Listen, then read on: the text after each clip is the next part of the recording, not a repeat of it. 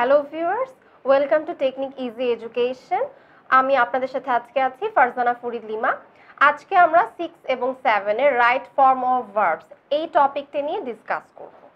So at first আমাদেরকে বুঝতে হবে অ্যাকচুয়ালি টপিকটা দ্বারা কি বোঝাচ্ছে, তারপরে আমরা রুলে চলে আসব। রাইট উপরে আমি লিখে রেখেছি দ্বারা বোঝাচ্ছে সঠিক, ফর্ম দ্বারা বোঝাচ্ছে রূপ, অফ একটি প্রিপোজিশন যা এর দ্বারা বোঝাচ্ছে, এ অর্থটি বোঝাচ্ছে, এবং ভার্বস প্লুরাল করা হয়েছে। অবশ্যই আপনাদের কোয়েশ্চেনে একটি রাইট ফর্ম অফ ভার্বসের সেন্টেন্স দিবে না, একের অধিক দিবে, তাই এটাকে প্লুরাল করা হয়েছে। অর্থাৎ টপিকটা দ্বারা বোঝানো হচ্ছে যে ভার্ব এর অনেকগুলো ফর্ম রয়েছে আমরা জানি, সেখান থেকে রাইট অর্থাৎ সঠিক ফর্মটি অ্যান্সারে লেখাই হচ্ছে আমাদের রাইট ফর্ম অফ ভার্বস। তো আমরা চলে আসবো আমাদের রুলে। রুল 1, 2, 4, 5, 6, 7 এই কয়টি রুলে, প্রথম 4-5টি রুলে আমি ডিসকাস করব টেন্স নিয়ে। অর্থাৎ বোঝাই যাচ্ছে যে রাইট ফর্ম অফ ভার্বস পারতে হলে আমাদেরকে টেন্সটিও আরেকবার রিভিশন করে নিতে হবে। শুরুর কয়েকটি রুল থাকবে টেন্স বেসড। সো আমরা স্টার্ট করি আমাদের tense based right form of verbs এর ফার্স্টের রুলটি, যেখানে লেখা আছে জাস্ট অর্থাৎ এই মুহূর্তে বোঝাচ্ছে, এখনই বোঝাচ্ছে, জাস্ট নাও, অলরেডি, ইয়েট। ইয়েটটি আপনাদের কাছে একটু ডিফারেন্ট ওয়ার্ড, সো আপনারা এটাতে স্টার মার্ক করে রাখতে পারেন, নোট ডাউন করে ফেলবেন। এভার, লেটলি, এটাও একটু ডিফারেন্ট বা unique word. Generally question different যখন করে তখন এই সমস্ত ওয়ার্ডগুলো কোয়েশ্চেনে দেওয়া হয়। রিসেন্টলি, ইমিডিয়েটলি মানে সাথে সাথে বোঝাচ্ছে, ইত্যাদি ওয়ার্ডগুলো যদি দেখেন কোয়েশ্চেনে কোনো সেন্টেন্সে দেয়া আছে, তখন ব্র্যাকেটে যে ভার্বটি দেয়া থাকবে আমরা সেটা প্রেজেন্ট পারফেক্ট টেন্সের স্ট্রাকচার অনুযায়ী চেঞ্জ করব। সো প্রেজেন্ট পারফেক্ট টেন্সের স্ট্রাকচারটি আমি একটু বলে নিচ্ছি। সাবজেক্ট দেওয়াই থাকবে, আপনাদের খালি অ্যান্সারটুকু লিখতে হবে। সো অ্যান্সারের অংশটুকু আমি বলছি, দ্যাট মিনস ভার্বের অংশটুকু আমরা সাবজেক্টের নাম্বার এবং পার্সন অনুযায়ী হ্যাভ অথবা হ্যাজ ইউজ করব। তারপরে ব্র্যাকেটে যে ভার্বটি থাকবে সেটি পিপি ফর্ম বা V3 বা পাস্ট পার্টিসিপল ফর্মটি ইউজ করব। সো কিভাবে সলভ করব দেখে নেই। উই থাকবে, জাস্টই থাকবে। আপনাদের কিন্তু এই অংশটুকু লিখতে হবে না, আপনারা শুধুমাত্র ব্র্যাকেটে যে ভার্বটি দেওয়া আছে সেটি চেঞ্জ করে সঠিক বা রাইট ফর্মটি পরীক্ষার খাতায় স্ক্রিপ্টে লিখবেন, বাকিটুকু কিন্তু লিখতে হবে না। তাই আমি ডট ডট দিয়ে দিচ্ছি, আপনাদের লিখতে হবে না, শুধু আপনারা এই জায়গাতে অ্যান্সারই লিখবেন, বাকিটুকু লিখতে হবে না। তাই আমি লিখে দেইনি, অনেকে ভুল করে পুরোটুকু লিখে ফেলেন। শুধুমাত্র ব্র্যাকেটের অংশটুকু চেঞ্জ করে আমরা অ্যান্সার স্ক্রিপ্টে লিখব। সো উই জাস্ট আছে, সো উই এর সাথে বসবে আমাদের have, third person plural number, sorry first person plural number, আমরা ইউজ করব হ্যাভস থেকে হ্যাভ। সো হয়ে যাবে হ্যাভ আর মেইন ভার্বে পাস্ট পার্টিসিপল ফর্ম ডান। বাদ বাকি যা আছে হুবহু সেমই থাকবে, আপনাদের সেগুলো চেঞ্জ করতে হবে না। ইনফ্যাক্ট সেগুলো অ্যান্সার স্ক্রিপ্টে লিখতেও হবে না। আই রিপিট, শুধুমাত্র এতটুকু অংশ আপনাদের অ্যান্সার স্ক্রিপ্টে লিখতে হবে। এরপরে চলে যাবো আমরা রুল নাম্বার 2-তে। একই আছে, কিছু ওয়ার্ড আছে, এই ওয়ার্ডগুলো আপনাদের মুখস্থ করতে হবে। লাস্ট অর্থাৎ অতীতের কথা বলছে, অর্থ দেখে আমরা বুঝতে পারছি। ইয়েস্টারডে গতকালের কথা বলছে, এগো দ্বারা অনেকদিন আগের কথা বোঝাচ্ছে। সো লাস্ট শুধুমাত্র লাস্ট ওয়ার্ডটি না থেকে থাকতে পারে last week, last month, last day, last year, এই ধরনের কিছু থাকতে পারে। এগো না থেকে থাকতে পারে লং এগো। এই কটা ওয়ার্ডই থাকবে, এর বাইরে কিছু থাকবে না। সো এই সমস্ত ওয়ার্ড যদি দেখেন পরীক্ষার কোয়েশ্চেনে আছে, যে কোনো একটি সেন্টেন্সে দেওয়া আছে যে কোনো একটি ওয়ার্ড, তখন আমরা ব্র্যাকেটে যে ভার্বটি থাকবে সেটা পাস্ট ফর্ম করব, অর্থাৎ V2 ফর্ম করব, যেটাকে আমরা পাস্ট ইনডিফিনিট টেন্স হিসেবেও বলতে পারি। তো আমরা কি করব, মাই ফাদারের মতো থাকবে, কামটাকে আমরা করে দিব কেম, V2 ফর্ম ব্যবহার করব, আর বাকি সব কিছু হুবহু আগের মতো থাকবে, সেগুলো আপনাদের অ্যান্সার স্ক্রিপ্টে লিখতে হবে না। এখন আমরা চলে যাব আমাদের রুল নাম্বার 3-তে। এটাও টেন্স বেসড, আমি শুরুতে যেরকম বলেছিলাম। নাও অর্থাৎ এই মুহূর্তে বোঝাচ্ছে, এখন বোঝাচ্ছে নাও বলতে। অ্যাট প্রেজেন্ট বর্তমানে বোঝাচ্ছে। অ্যাট দিস মোমেন্ট অর্থাৎ এই মুহূর্তে বোঝাচ্ছে। অ্যাট দিস টাইম দ্বারাও এই সময়ের কথা বোঝাচ্ছে। এই চারটি ওয়ার্ডই, ইয়েস 1 2 3 4 চারটা ওয়ার্ডই আমাদের প্রেজেন্ট টেন্সকে ইন্ডিকেট করছে। নট অনলি প্রেজেন্ট টেন্স, এই মুহূর্তে যেহেতু বোঝাচ্ছে তার মানে কাজটি চলমান অবস্থায় রয়েছে এই মুহূর্তে, তাহলে এটা হয়ে যাবে প্রেজেন্ট কন্টিনিউয়াস টেন্স। তো সেই অনুযায়ী আমরা ভার্বটিকে চেঞ্জ করব। স্ট্রাকচার অনুযায়ী আমি খালি ভার্বের অংশটুকু বলছি। অ্যাট ফার্স্ট আমরা অ্যাম অথবা ইজ অথবা আর ইউজ করব, দেন মেইন ভার্বের সাথে আইএনজি অ্যাড করে দেব। সো এটা হয়ে যাবে আই এর সাথে আমরা ইউজ করব অ্যাম, রাইট এর সাথে আমরা যুক্ত করব আইএনজি, হয়ে যাবে রাইটিং, আই অ্যাম রাইটিং, নাও এর মতো থাকবে। এটাই হবে আমাদের অ্যান্সার, অ্যাম রাইটিং। চলে যাব রুল নাম্বার 4 এ। খুবই ইজি, এটা একেবারে কমপ্লিটলি টেন্স বেসড। 1 2 3 আপনাদের ওয়ার্ডগুলো মুখস্থ করতে হবে, মেমোরাইজ করতে হবে। বাট 4 নাম্বারটা আপনারা টেন্স আগের এপিসোডগুলোতে আই হোপ আপনারা দেখেছেন। সো এটা একেবারে টেন্স বেসড। সিন্স বা ফর এর পরে যদি কোনো টাইম বা কোনো ডে ইন্ডিকেট করা থাকে সেন্টেন্সের শেষে, তখন আমরা ব্র্যাকেটে যে ভার্বটি দেওয়া থাকবে সেটা প্রেজেন্ট পারফেক্ট কন্টিনিউয়াস টেন্স অনুযায়ী চেঞ্জ করব। সো আমি রিপিট করছি, প্রেজেন্ট পারফেক্ট কন্টিনিউয়াস টেন্সের স্ট্রাকচারটি শুধুমাত্র ভার্বের পোর্শনটি, যেখানে আমরা সাবজেক্টের নাম্বার এবং পার্সন অনুযায়ী হ্যাভ অথবা হ্যাজ ইউজ করব, দেন ইউজ করব বিন, ব্র্যাকেটে যে মেইন ভার্বটি দেওয়া থাকবে কোয়েশ্চেনে সেটার সাথে যুক্ত করব আইএনজি। সো আমাদের অ্যান্সারটা হবে এরকম, ইট আমাদের third person singular number, so আমরা ইটের সাথে ইউজ করব হ্যাজ, হয়ে যাবে হ্যাজ, তারপর ব্যবহার করব বিন, এবং ব্র্যাকেটে যে মেইন ভার্বটি আছে রেইড, তার সাথে আইএনজি যুক্ত করে দেব, আর যা আছে বাদবাকি তা সেম থাকবে। এই হচ্ছে আমাদের রুল নাম্বার 4। এখন আমরা চলে যাব আমাদের রুল নাম্বার 5। এখানে লেখা আছে ইউনিভার্সাল ট্রুথ বা হ্যাবিচুয়াল ফ্যাক্ট। ইউনিভার্সাল ট্রুথ দ্বারা চিরন্তন সত্য বোঝাচ্ছে, আর হ্যাবিচুয়াল ফ্যাক্ট দ্বারা অভ্যাসগত কার্য বা কর্মকে বোঝাচ্ছে। কিরকম হতে পারে ইউনিভার্সাল ট্রুথ? যেরকম সূর্য কোন দিকে উঠে কোন দিকে অস্ত যায়, এগুলো সব ইউনিভার্সাল ট্রুথ।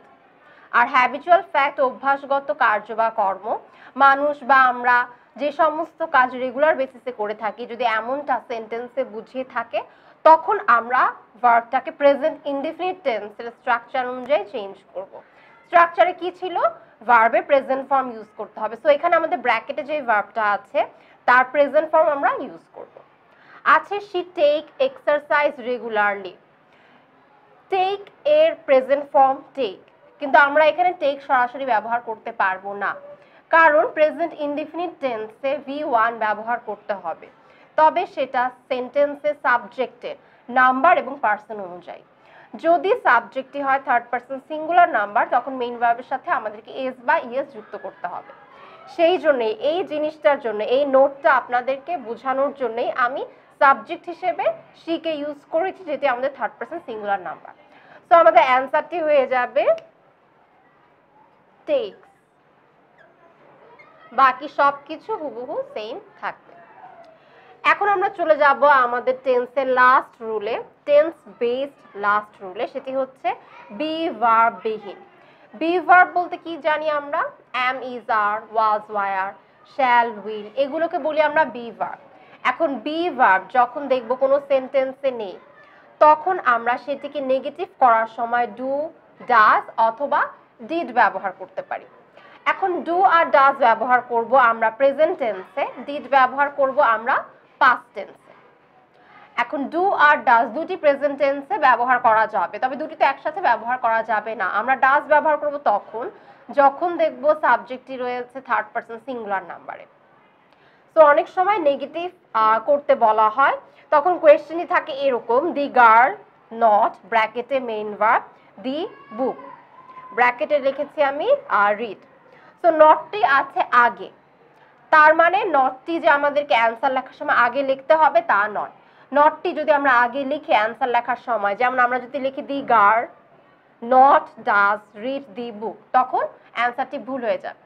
নটটি রিডের আগে কোয়েশ্চেনে দেওয়া থাকবে, বাট আমরা নটটিকে এক ওয়ার্ডের পরে পিছিয়ে আনবো, অর্থাৎ ডু, ডাজ বা ডিড আগে লিখবো, তারপরে নট ব্যবহার করব, এরপরে আমরা মেইন ভার্ব রিডটিকে বসাবো। কিরকম আমি লিখে বোঝাচ্ছি দেখুন, the girl does not read the book আগের মতন থাকবে। আমরা শুধুমাত্র অ্যান্সারে ডাজ নট রিডটি ব্যবহার করব, বাকিটুকু কিন্তু লিখতে হবে না। আমি আবারও রিপিট করছি। সো আমি ডাজটি ইউজ করেছি একটু আগে যেরকমটি বলেছি। Subject third person singular number হলে আমরা ডাজ ইউজ করব। নটটিকে রাখবো মিডলে, মাঝখানে, আর শেষে ব্যবহার করব মেইন ভার্বে প্রেজেন্ট ফর্ম। এখন আমরা চলে যাব রুল নাম্বার 7-এ।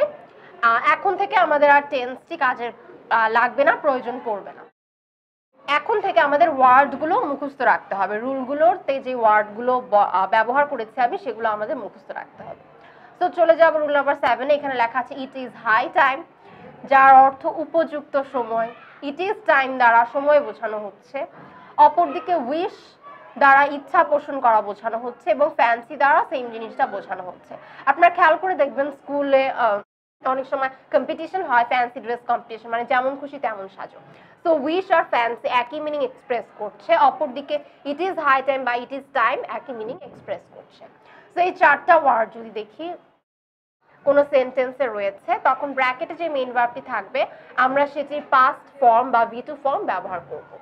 এখানে আছে wish, I wish, I. Become আছে ব্র্যাকেটে, এই বিকাম এর পাস্ট ফর্ম হিসেবে আমরা ব্যবহার করব বিকেম। সো এটির অ্যান্সার হয়ে যাবে আই উইশ আই বিকেম হবে এটা বিকেম আ কিং। এখন চলে যাব রুল নাম্বার 8-এ। রুল নাম্বার 7-এ আর 8-এর মাঝখানে একটা ডিফারেন্স রয়েছে, সেটি বোঝানোর জন্য আমি এই দুটি রুল সিরিয়ালি লিখেছি। তো জিনিসটা কি সেটা আপনারা একটু কেয়ারফুলি এখন খেয়াল করেন। আমি আগেই বলে রাখছি যেন আপনাদের অ্যাটেনশনটা থাকে। 8 নাম্বারে আমি লিখেছি as though, as if, wish. এই তিনটা ওয়ার্ড যদি দেখি আমরা কোনো সেন্টেন্সে রয়েছে, তখন ব্র্যাকেটে যে টু বি ভার্বটি থাকবে, অর্থাৎ ব্র্যাকেটে টু বি, আমি নিচে এক্সাম্পলে লিখে দিয়েছি, ব্র্যাকেটে টু বি থাকবে। সেই টু বি ভার্বটির জায়গায় আমরা ইউজ করব ওয়ার। এখন অ্যাজ দো দ্বারা যেমন বোঝায়, যেন বোঝায়, অ্যাজ ইফ দ্বারাও যেন বোঝায়। উইশ একটু আগে রুল নাম্বার 7-এ বলেছি ইচ্ছা পোষণ করা, এরকম বোঝায়।